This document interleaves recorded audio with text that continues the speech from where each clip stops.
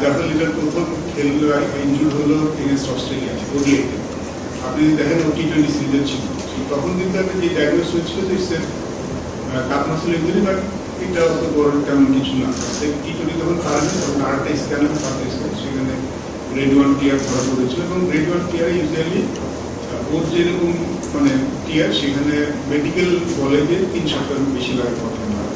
সেই 3 সপ্তাহ কিন্তু জুন মাসে শেষ হয়ে গিয়েছিল ওই মাসে। সো ইয়ার্স তারপরে যে ধরুন টি-20 সময় তখন যেটা কথা হলো যে যেহেতু ডাউট আছে, সেহেতু আমার টেস্ট ম্যাচটা ইম্পর্টেন্ট, সো ওকে পাঠিয়ে দেওয়া হচ্ছে, সে রিহ্যাব করে যেন রেডি করতে পারে। এটা আসলে মেডিকেল ডিপার্টমেন্ট ধরে দিতে পারছিল। যখন স্ক্যানগুলি এসেছে তখন কিন্তু স্ক্যানে তেমন কিছু, যেটা প্রথমে ধরা পড়ে সেটাই ছিল। সামহাও লিটনের ব্যথাটা যাচ্ছিল না। সো আবার যখন এখানে আমাদের এই করে তখনও কিছু আসেনি। সো তারপরে আমরা টেস্ট ম্যাচটা সরিয়ে নিয়েছি। AKS অর্জন করলো গিনেস ওয়ার্ল্ড রেকর্ডস। AKS ওডিআইতে যখন ইয়ার লাইক ওকে এই বেসিসে চলে গেছে, বাট তারপরেও ইজ কমপ্লেনিং যে ও ব্যথা ছিল। এই ব্যাপারটা আসলে মেডিকেল ডিপার্টমেন্টের ভুল কিনা বলতে গেলে স্ক্যানের তারা কিছু পাবে, তারা তো আসলে এভিডেন্সে যান। এভিডেন্সে কিন্তু তেমন কিছু ছিল না, তারা কিছু ফাইদা করে এই বেসে কিন্তু লিটনকে দেওয়া হয়েছে। তারপরে তারপরে জানেন বাকিটা যেটা হচ্ছে পরে আবার একটা স্ক্যান করেছে, এখানে কিন্তু বারবার স্ক্যানে পরবর্তী কিছু ধরা পড়েনি। পরে যে স্ক্যানটা সিঙ্গাপুরে সেটাতে আসলে সোয়েলিং ধরা পড়েছে, টিয়ার নেই। তো এখন হয়তো সে ঠিক আছে, বাট তাকে এখন একটা প্রসেসের মাধ্যমে আসতে হবে, যেহেতু একটা ইনসিডেন্ট মানে ওকে বারবার এইটা করে আসলে আনফিট হচ্ছে। আর নাহিদরা যদি ব্যাপারটা বলেন,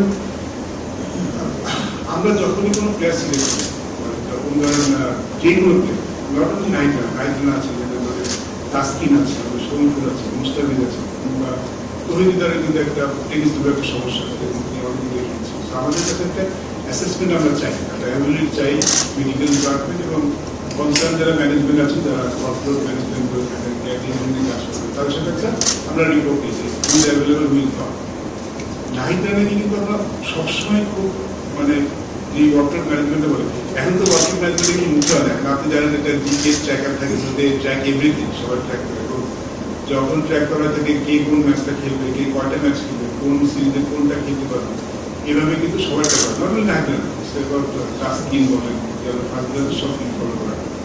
নাহিদরা আপনি দেখেন অস্ট্রেলিয়ার সাথে কিন্তু সব ম্যাচ খেলেনি, সেখানে কিন্তু প্রথমে দুটো ওয়ানডে খেলেছেন, তারপরে উইক ব্রেক পেয়েছেন, তারপরে তিনি টি-20 খেলেছেন, টেস্ট ম্যাচে অ্যাভেলেবল এখন কিন্তু ওয়ার্ল্ড হেরেছেন টেস্ট ম্যাচে। তারপরে আমরা বাড়তি সতর্কতা হিসাবে অস্ট্রেলিয়াতে একটা ইম্পর্টেন্স নিতে হবে, সেই সতর্কতা হিসেবে আমরা টেস্ট ম্যাচ খেলি, যেটা আমরা প্রথমে মানে ব্যাখ্যা করেছিলাম কেন আমরা 3 জন ভাগ করে আমাদের এগুলো নেই। তারা কিন্তু সবাই যদি ওয়ার্কলোড ম্যানেজমেন্ট বলে, যদি মানে ফিজিও যে রিপোর্টগুলি আসছে সেগুলি বলে they are all fit to play test matches. তারপরে আমরা বাড়তি সতর্কতা হিসেবে কিন্তু আমরা টেস্ট ম্যাচটা তাদেরকে খেলেনি 3 জন ভাগ করে।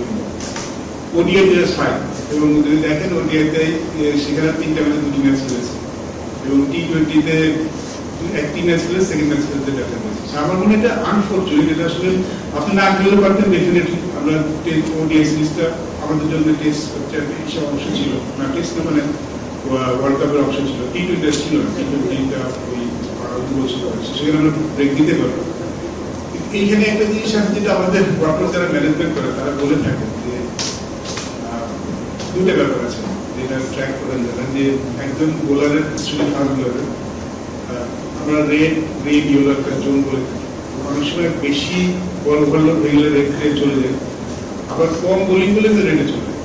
He has to ball enough, মানে এনাফ ওভার করে ওইখানে গ্রিন জোনে যেয়ে তারপরে আপনার টেস্ট ম্যাচ খেলতে হবে। সো তাকে কিছুটা খেলতে হতো, মানে যদি ফাস্ট বোলার না খেলে বসে রাখেন, আমাদের যে এখন যেইটা কাজ করা সেটা বলে সেটা কিন্তু ভালো লেভেল আছে। সো একটা যে কোনো ম্যাচ খেলা গেছে আপনি সার্টেন অ্যামাউন্ট বল করে তারপর প্রিপেয়ার হতে হয়ে যেতে হবে। সো বেশি বল করাও মানে রিস্কি, ওভারলোড চলে যায়। আর যদি কম লোড থাকে তাহলে কিন্তু আপনি সেটা কিন্তু রেগুলার চলে যায়। সো এই চিন্তা আপনার দিয়ে করা হচ্ছে, দেখবেন না খেলে কিছু হতো না, বা তাই কিছুটা খেলতে হতো। কারণ আনফর্চুনেটলি এখানে যে লেগে গেছে এই লাগাটা তো অস্ট্রেলিয়াতেও লাগতে পারতো, কারণ আপনি fact is you seen enough cricket and enough cricketers.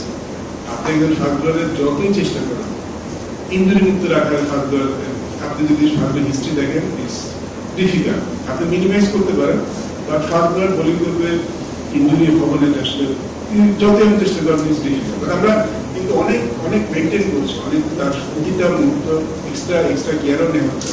তারপর যদি যখন ইঞ্জুরি হয়ে যায় তাহলে আসলে আমি বলবো এটা দুঃখজনক আমাদের সবার জন্য।